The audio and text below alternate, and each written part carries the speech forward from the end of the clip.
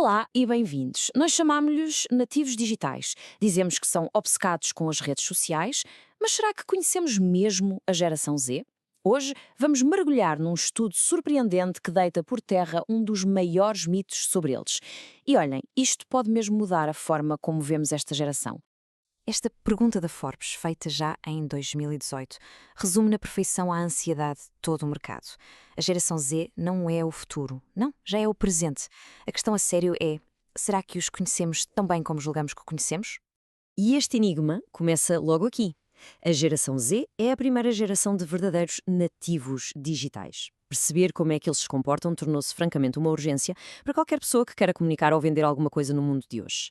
Eles não têm memória de um mundo sem internet e isso muda tudo. Ok, só para estarmos todos na mesma página, o estudo define a geração Z como as pessoas que nasceram ali entre 1995 e 2012. O ponto crucial aqui não é só a idade, é a imersão total e contínua no mundo digital desde que se lembram. Isto não foi algo que eles aprenderam, é literalmente o ambiente em que cresceram. E por que tanta pressa em entendê-los? Bem, a resposta está neste número: 200 mil milhões de dólares. Este é o valor da influência anual que a geração Z tem nas compras das suas famílias. Podem não ter o dinheiro no bolso, mas têm sem dúvida o poder de decisão. Para decifrar este enigma, o estudo foi buscar uma teoria clássica, a teoria da influência social, e dividiu a influência online em duas categorias principais. É fundamental perceber esta divisão para entendermos os resultados surpreendentes que vêm a seguir. Agora, vamos olhar para isto com atenção. Por um lado, temos a influência dos média digitais. Pensem nisto como uma influência, informacional. Ler uma crítica de um produto, ver uma notícia, seguir um blog.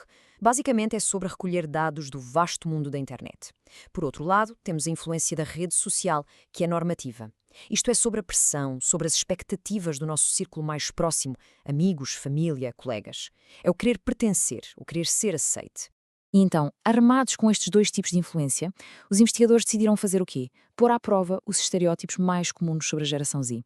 Para isso, formularam duas hipóteses muito claras, que vamos ver já de seguida. A primeira hipótese vai direto ao estereótipo do jovem que vive online. A questão é esta: será que a geração Z confia mais na informação que encontra em blogs, sites de notícias e fóruns do que qualquer outra geração antes dela? O senso comum diria: claro que sim, óbvio.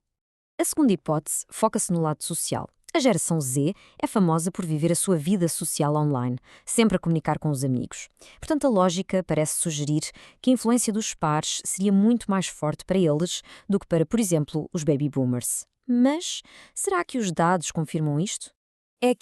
É mesmo aqui que as coisas ficam realmente interessantes. Porque os resultados do estudo confirmaram um estereótipo, mas ao mesmo tempo destruíram completamente outro. Vamos lá ver o que os dados nos dizem. Primeiro, a confirmação. E sim, aqui o estereótipo estava certo. A geração Z é de facto significativamente mais influenciada pelos média digitais. Quando procuram informação, aquilo que leem online, em notícias, críticas e fóruns, tem um peso muito maior nas suas atitudes do que para as gerações mais velhas. Até aqui, nenhuma grande surpresa. E agora, a bomba. A grande surpresa. A segunda hipótese foi completamente rejeitada. O estudo não encontrou nenhuma diferença significativa na influência da rede social entre as gerações. Parem para pensar nisto por um segundo.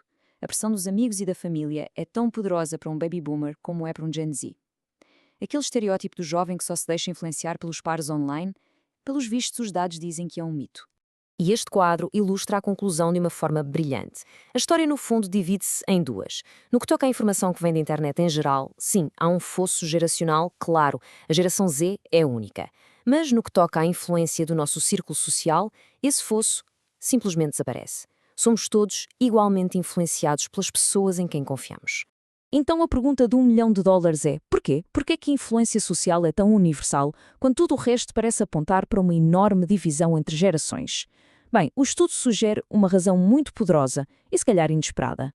A resposta, de acordo com os investigadores, está no local de trabalho. O ambiente profissional dos nossos dias tornou-se um grande nivelador, forçando todas as gerações a adotar comportamentos de comunicação digital muito parecidos. E como é que isto acontece? É um processo bastante simples, na verdade. Primeiro, ferramentas digitais como o Slack ou o Teams tornam-se essenciais no trabalho.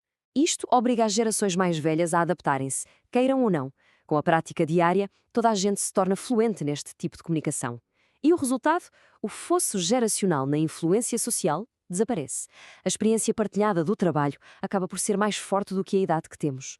Tudo isto leva-nos a uma conclusão muito importante. Se calhar precisamos mesmo de repensar a forma como olhamos para estas divisões geracionais, especialmente na era digital. Os rótulos dão jeito, claro, mas podem esconder realidades bem mais complexas. Então, o que é que podemos levar disto tudo? Para passar informação à geração Z, os média digitais são o caminho. Mas para usar a influência social, é preciso lembrar que essa é uma força universal que afeta todas as gerações por igual.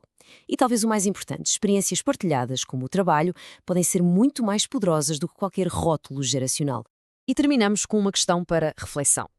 Num mundo onde todos, do adolescente ao reformado, usam as mesmas ferramentas de comunicação digital todos os dias, será que ainda faz sentido focarmos tanto no que nos separa pela idade, ou será que as nossas experiências partilhadas nos estão a tornar mais parecidos do que diferentes? Fica a ideia para pensar. Obrigado por terem acompanhado esta análise.